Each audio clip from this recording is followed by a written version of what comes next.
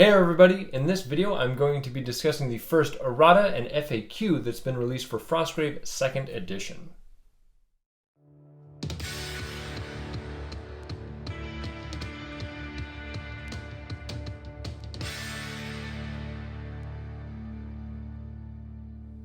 Hey everybody, I'm Alan with Bricks and Blocks Gaming, the channel that plays tabletop games using toy bricks and blocks and discusses the rules and strategies that build the foundation for those games.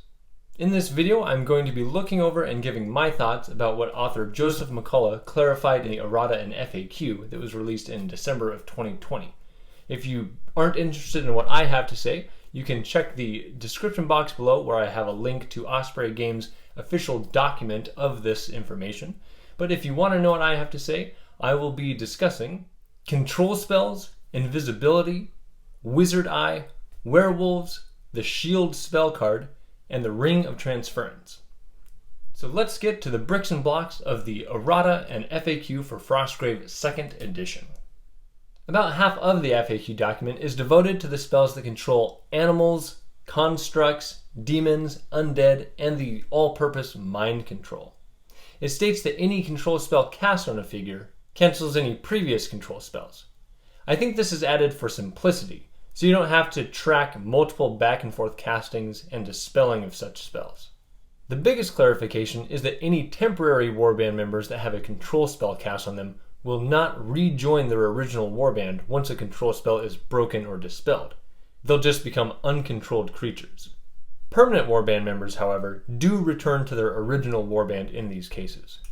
And it's clarified that if you use a control spell to regain control of a permanent member, your control spell essentially works to just cancel the opposing control spell, and doesn't stay active on the figure.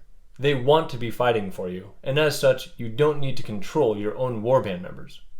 So while your opponent could attempt again to control your figure, they couldn't dispel your control of the figure because there is no active control spell on them.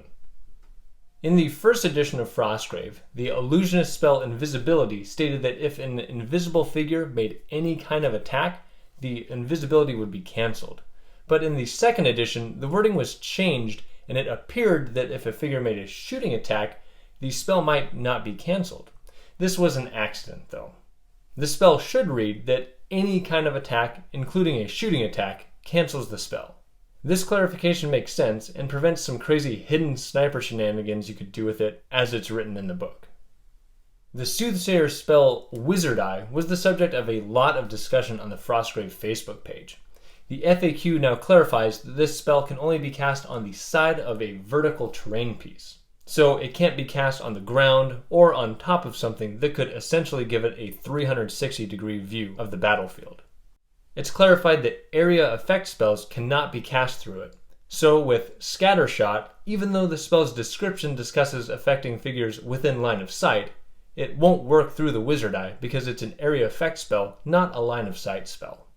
I was surprised though to see that touch spells can be cast through this.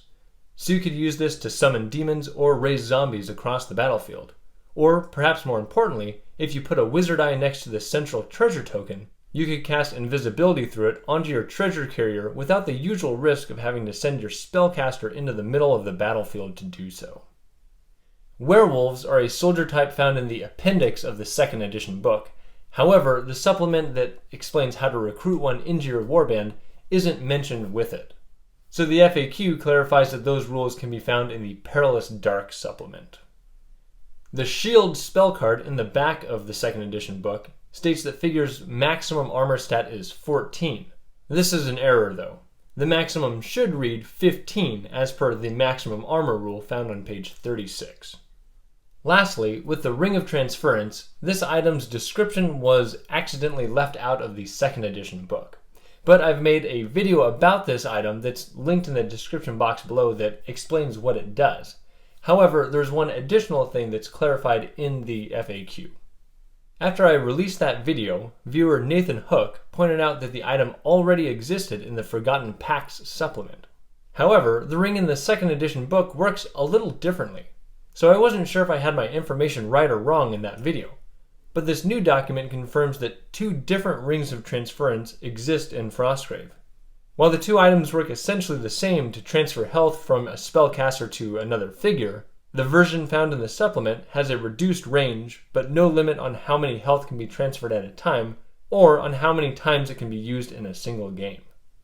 So that's what's found in the Errata and FAQ, and I'm sure that the author plans to update this document periodically as needed. So be sure to check the Osprey Games website from time to time to see if there's any new changes there.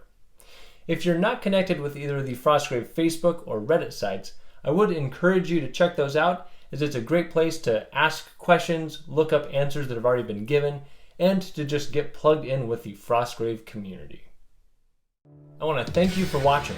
If you enjoyed this video, feel free to click like, add a comment, or subscribe so you can keep up with all the content that I'm releasing. And with that, I'm Alan with Bricks and Blocks Gaming, and I'll see you on the next video.